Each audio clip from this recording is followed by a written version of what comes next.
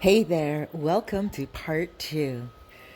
Okay, so he said to her, I work a very private job, and you taping me is just not going to fly.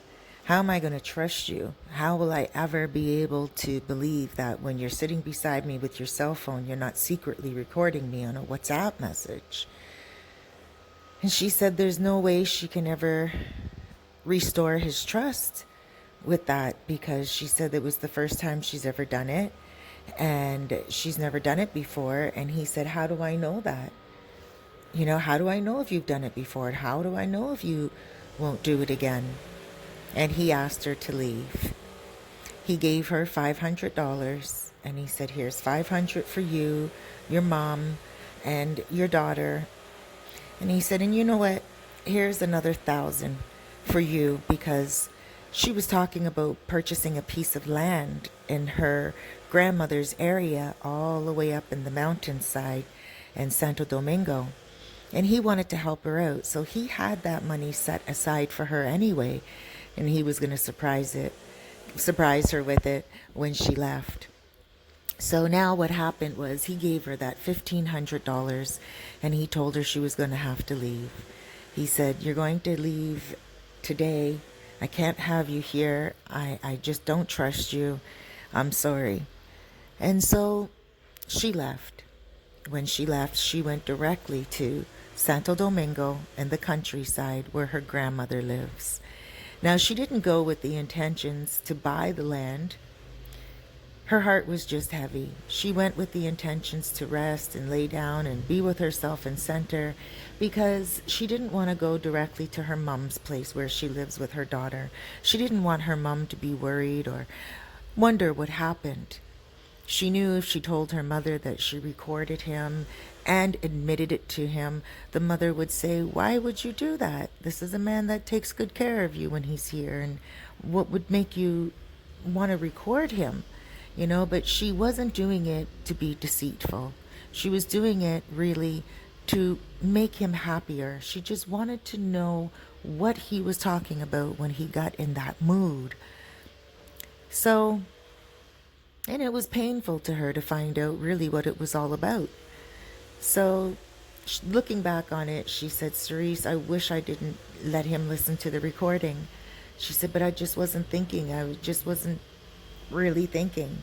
And then she said afterwards, but it all turned out for the best, because as she was in Santo Domingo at her grandmother's house, she found out that there was a foreigner, a German guy down the street that just opened a colmado, and he was looking for someone to work there, and he couldn't speak very good Spanish, and he could speak a little bit of English, and so they asked her if she could go and talk to him and help him out. So she went there and she started to speak Spanish to him with a little bit of English, and back and forth they were able to communicate. And he explained to her that he had nobody to help him, that he just bought the colmado. He came here to the Dominican Republic to invest in something, and he doesn't have anyone to help him. He bought the colmado online. Yes, guys, a lot of people buy properties online and everything online, and he didn't realize it was more in the countryside than he wanted it to be. So she helped him. She helped him get supplies in there. She helped him kind of settle things out, stock the shelves, and it took all but 3 days. And she really enjoyed helping him and chilling with him, and he really enjoyed her company too. The last day they sat up and they said, you know what? This is a great place just to be. They saw that the river was out back of the store, and she started to come up with some really good ideas. And she said to him, we should do river runs when people come here. We should offer them some excursions. You have so much land here. You have a beautiful house on this Colmado land as well. What are you doing with it all?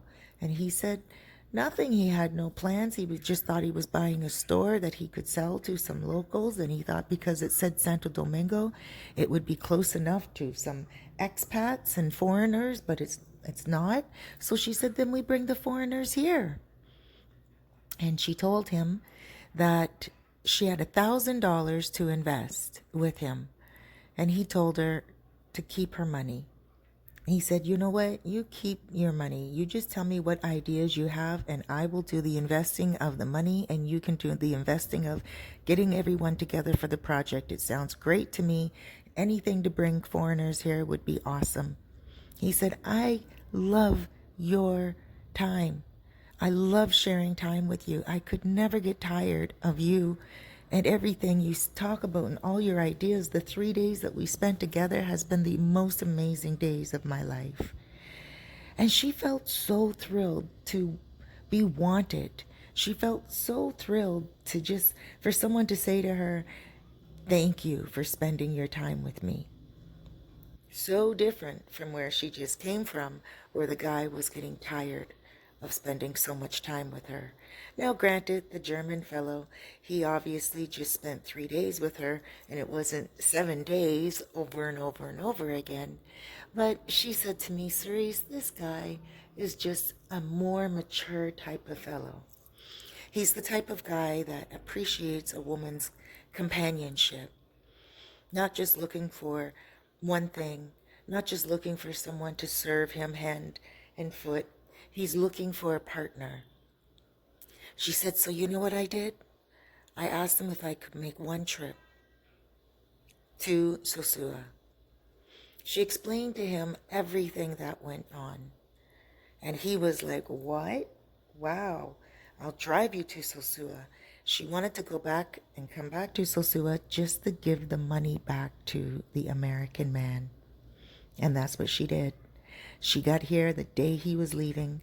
He was just packing up and he was leaving out, and he said, hey, and he looked at her. She got out of the car, and out of the German man's car, and she said to the American man, the man from North America, she said, listen, I just want you to know that no amount of money can pay for how you treated me and what you said about me. I recorded you one time, and I apologize for recording you. And you're right, it was low class. But I think it was more low class that you were treating me the way you were after I sacrificed so much of my time to make your time happy. Take the money back. And he looked at her and he's like, no, no, no, this is for you. I was trying to get a hold of you. I was calling your cell phone, but I couldn't get a hold of you. She said, I was in the mountains of Santo Domingo at my grandmother's. You know, there's no cellular phone service out there. But I was happy and I had a lot of time to think. And I just want to say to you that I don't think you are worth my time. So thank you very much for everything. Thank you for helping me see my worth. You have a good day. And she turned around and she left. She got back in the car, and that was it. She said, you know, Cerise, I never felt so free from something, almost like a slave cutting off their own chains. She said she was always looking forward to this guy coming from North America to save her every time he came. It was like her family got... Sorry about that, guys. Let me turn my notifications off. So she said every single time he would plan his trip here, her mother would get excited, her daughter would get excited, she would get excited because they knew that they would get some real bare essentials that they may need. Some food, some clothing, some shoes, some school supplies. And she said she was always holding out for so little, but giving so much. And she said now with this new guy, she feels the opposite. She feels like she will give a balanced portion of who she is, and she'll never have to worry about being loved or about taking up somebody's time and making them feel crowded in space, and their own space. She says the German always says to her, please don't get up yet out of bed. Stay in bed with me, please. And often when she's in the apartment like, because he owns a beautiful villa and the colmado and everything, which is amazing.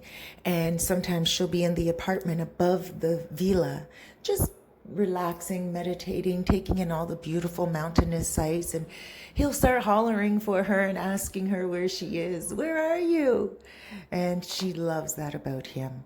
So right now they're in Sosua, and they are looking around at, get this, their properties. So they own properties in Sosua right now. When she came to Sosua to give the money back to the guy, the German guy fell in love with Sosua and the possibilities of renting out here, because this is initially the area, type of area he wanted. He wanted it to be around locals, so, and foreigners and expats. So he invested here, and now they're here again to invest once again.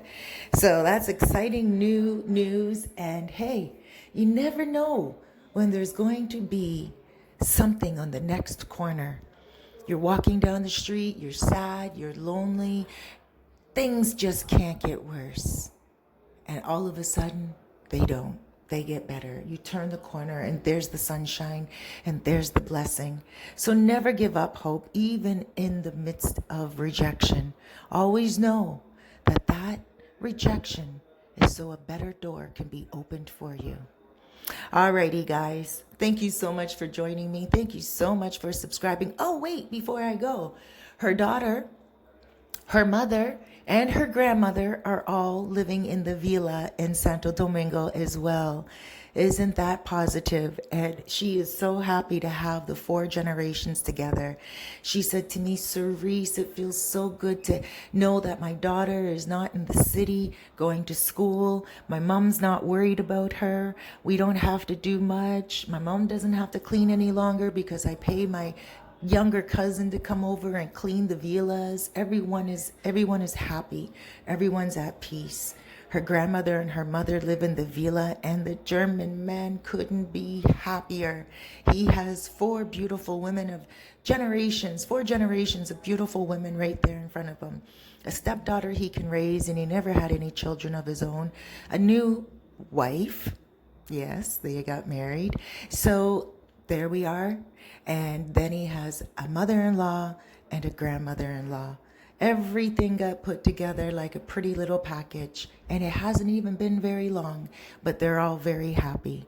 So you see, anything could happen at any time. So don't give up hope, don't give up faith, and do not worry or fear in the moment of rejection. Just take a licking and keep on ticking, because there's always a light at the end of the tunnel. Thank you for subscribing. Thank you for joining me. Have a blessed morning, afternoon, or evening. And don't forget to press that thumbs up like button. Big blesses, huge hugs, and loads of love.